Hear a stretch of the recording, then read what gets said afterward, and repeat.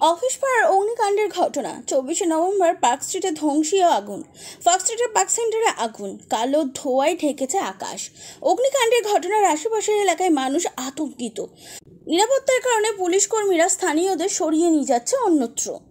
ঘটনাস্থলে রয়েছে দমকলের 15টি ইঞ্জিন। অবনীন্দ্রনাথ ঠাকুর রোডে যান চলাচল নিয়ন্ত্রণ করছে কলকাতা ট্রাফিক পুলিশ। দমকলের সূত্রে জানা গিয়েছে, ওই বিল্ডিংয়ে আটকে থাকা মানুষজনকে সরানোর কাজ চলছে। দমকলের সংখ্যা বাড়ানো হচ্ছে। আশেপাশের বিল্ডিংগুলো থেকে সাধারণত মানুষকে সরানোর কাজ চলছে। ওই বিল্ডিংয়ের মধ্যে গ্যাস সিলিন্ডার সরানোর চেষ্টা চালানো হয় দমকল বাহিনীর পক্ষ থেকে।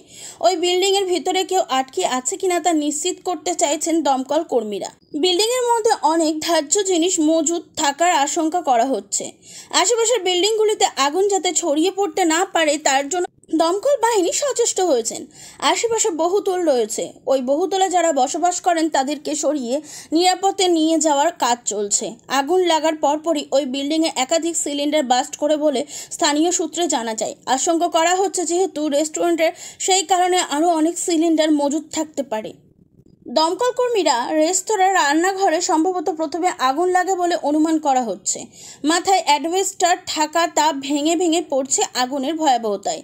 আগুন নেভাতে রয়ডার নিয়ে এসেছে, জল ঢালার চেষ্টা চালানো হচ্ছে। জল দিয়ে আগুন নেভানোর চেষ্টার পাশাপাশি ফোম ব্যবহার করছে দমকল কর্মী।